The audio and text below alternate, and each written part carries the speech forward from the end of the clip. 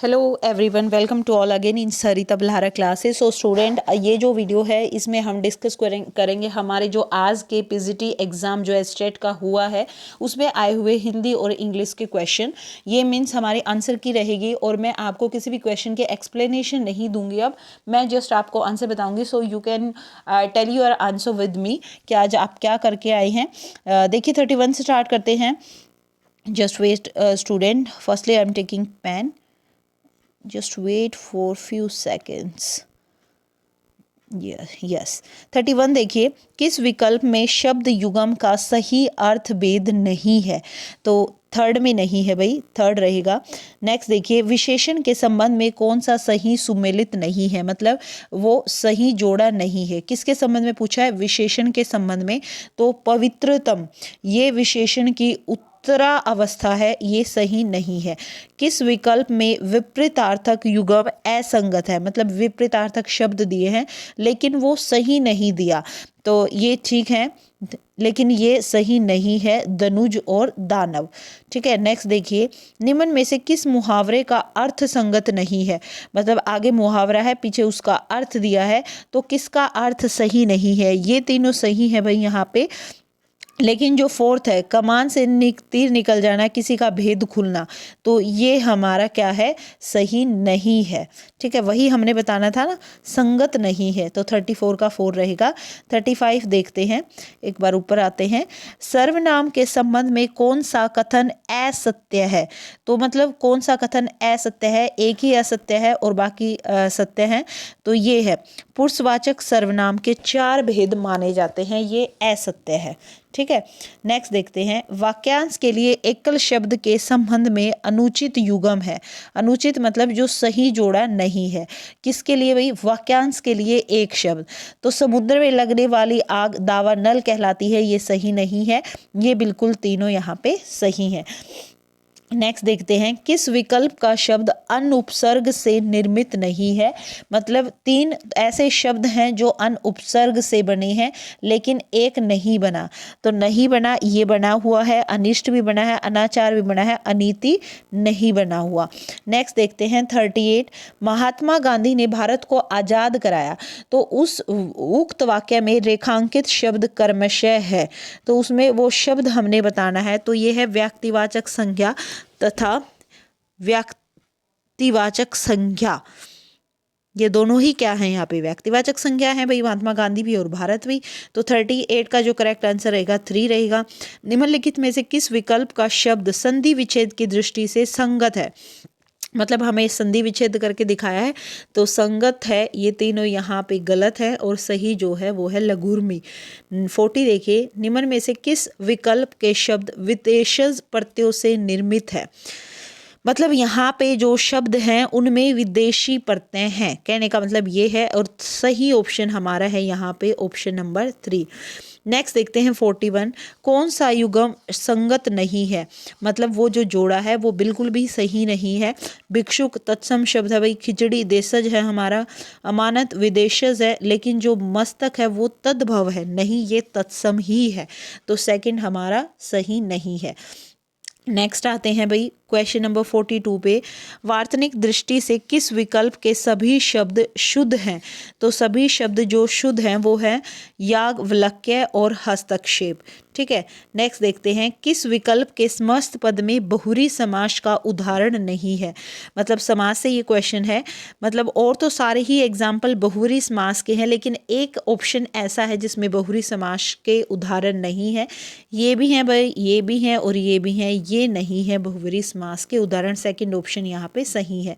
Next देखते हैं, क्रिया के शब्द में अनुचित विकल्प चुनिए। अनुचित मतलब जो उचित नहीं है, उचित मतलब जो गलत है, उचित नहीं है मतलब अनुचित विकल्प मतलब जो गलत है वो हमने बताना है। तो 44 का सही ऑप्शन है, सभी प्रेरणार्थक क्रियाएं अकर्मक होती हैं, ये अनुचित विकल्प है, ठीक है। उचित नहीं है मतलब ये सही नहीं है, ठीक है, बाकी के सारे सही हैं। नेक्स्ट आते हैं 45 पे, पर्यायवाची शब्दों के संबंध में कौन सा विकल्प अनुचित है? ठीक है, यहाँ पे भी क्या पूछा है भाई? अनुचित, जो कि उचित नहीं है, मतलब अनुचित मतलब जो कि गलत है, तो ये बिल्कुल सही है, ये भी सही है। और ये जो गंगा के दिए हैं ना भाई, हमें जो पर्यायवाची शब्द गंगा के दिए हैं ये हमारे कौन सा विकल्प अनुचित है, ये सारे गलत हैं। ठीक है, तो सही ऑप्शन भी हमारा यही है क्योंकि हमसे अनुचित ही पूछा है। तो ये कुछ क्वेश्चन थे भाई हमारे। नेक्स्ट मूव करते हैं हम अपने इंग्लिश के पोर्शन पे। तो इंग्लिश में भी मैं जस्ट आपको आंसर बताने वाली हूँ। 46 से स्टार्ट करते हैं। Choose the part of the sentences that is grammatically incorrect. The Jew were most reluctant to contribute in the Palestinian. तो यहाँ पे हमें क्या बताना है, ये बताना है कि ग्रामेटिकली जो करेक्शन इनकरेक्ट है वो कौन सा है। तो यहाँ पे रहेगा टू, A2 बी पार्ट यहाँ पे। ठीक है। 47 fill in the blanks with the correct form of verb. I dash a lot of call today.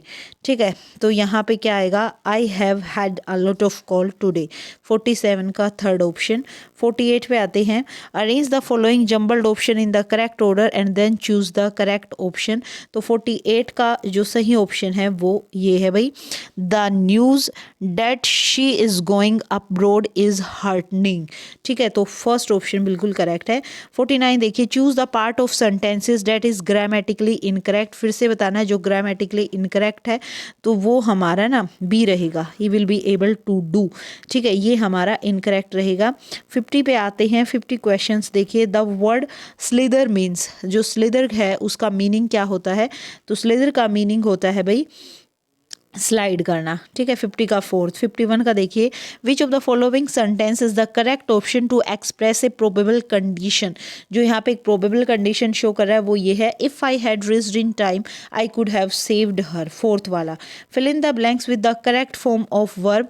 तो यहाँ पे आएगा, when I last met her she was deeply involve in debate. ठीक है, तो मैट यहाँ पे सेकेंड ऑप्शन करेक्ट रहेगा। 53 देखते हैं। Fill in the blanks with the correct option. How did the thief open the padlock? First option यहाँ हमारा करेक्ट रहेगा। 54 पे आते हैं भाई।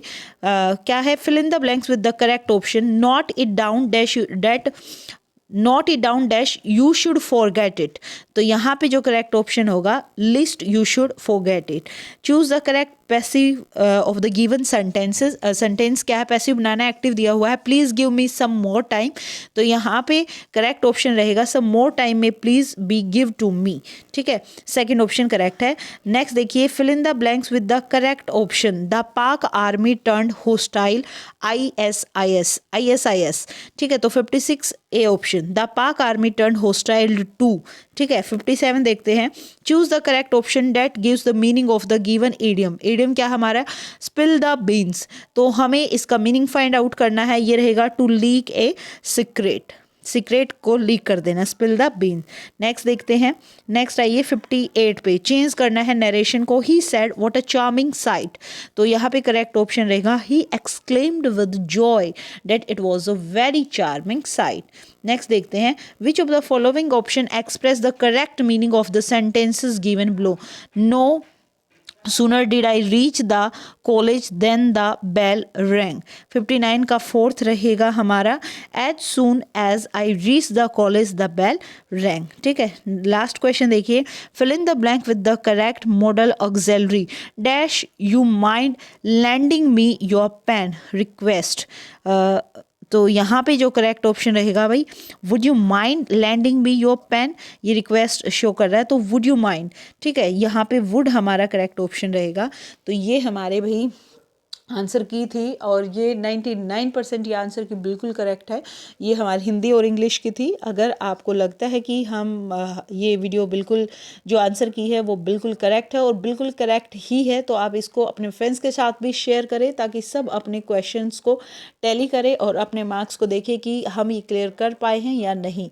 सो share this video with your friends and tell your marks and write down your number in the comment box. Thank you everyone.